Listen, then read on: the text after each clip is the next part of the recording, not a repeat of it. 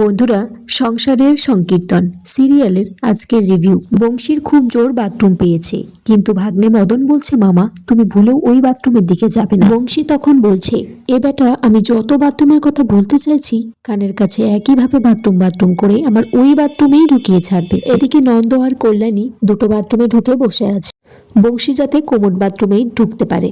বংশী নন্দকে বলছে এতক্ষণ তো বই নিয়ে কখনো বসে থাকোনি, যতক্ষণ না বাথরুমে বসে আছো। তবুও বাবার কথা ভেবে তাড়াতাড়ি বেরোনোর চেষ্টা করো। এদিকে কল্যাণীকে বলছে যে ছেলেই তার বাবার কথা শুনছে না, তুই এবার জেঠুর কথা কি শুনবি। তবু কল্যাণী মা, একটু জেঠুর কল্যাণের কথা ভেবে তাড়াতাড়ি বেরোনোর চেষ্টা করিস। বংশী এদিকে কোমর বাথরুমেই ঢুকে গেছে।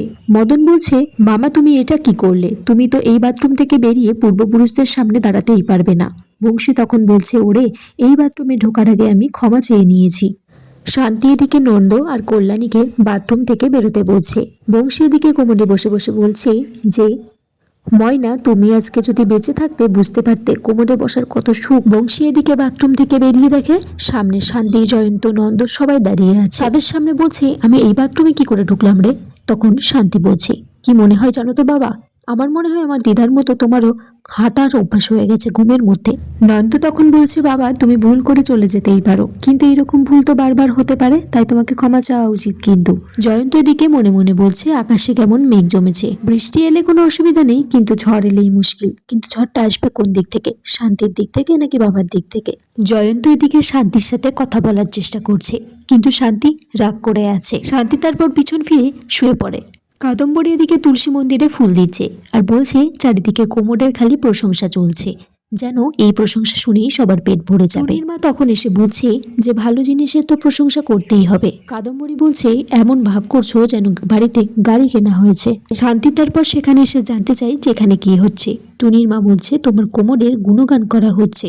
মদন বলছে তুই বরঞ্চ নন্দর কাছে যা, তোকে একটা কোমর সম্পর্কে পাঁচালি লিখে দিক, আর তুই সেটার গুণগান করতে করতে কাজ করবি সারাদিন।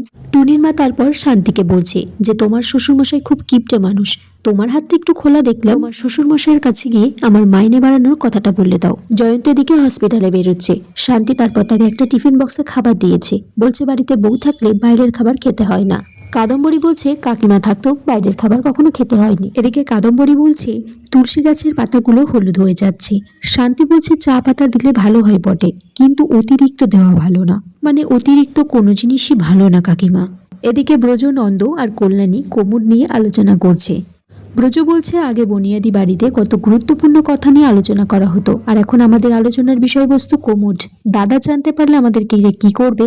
জয়ন্ত এদিকে হসপিটাল থেকে বাড়ি ফিরেছে। আবা বৌদি জিজ্ঞাসা করছে তারা টিফিন করবে কিনা, কিন্তু নন্দ বলছে যে ওর এখন গুরুত্বপূর্ণ আলোচনা করছে, দরকার পড়লে পরে ডেকে নেবে আমাকে। জয়ন্ত তখন বলছে যে শান্তি খুব রাগ করেছে, কারণ আমি কোমরটা টাইম মতো বসাতে পারিনি আর বাবাকে রাজি করাতে পারিনি। কাদম্বরী রান্নাঘরে শান্তিকে জিজ্ঞাসা করছে জয়ন্ত রাত্রে কটা রুটি খাবে।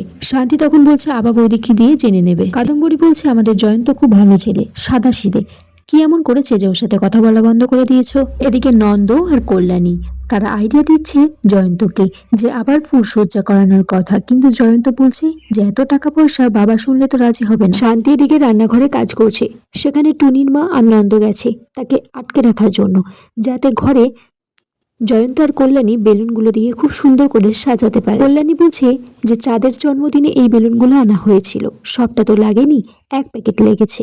নন্দ ওদিকে রান্নাঘরে শান্তিকে ছন্দ করে করে কবিতা শুনিয়েই যাচ্ছে, লাস্টে আর কবিতা ছন্দ বেরোচ্ছে না। কল্যাণী এসে তখন ইশারা করে বোঝাচ্ছে যে বৌদিকে রান্নাঘরে পাঠাতে, কারণ ঘরটা সাজানো হয়ে গেছে। শান্তি ঘরে গিয়ে দেখে ঘরটা সুন্দর করে বেলুন দিয়ে সাজানো আর কিছু রাগ ভাঙানো কবিতা লেখা ছন্দ মিলিয়ে। জয়ন্ত সেখানে এসেছে আর শান্তিকে বলছে তোমার রাগ কমেছে শান্তি সোনা। আর এখানেই আজকের পর্ব শেষ হয়ে যায় বন্ধুরা।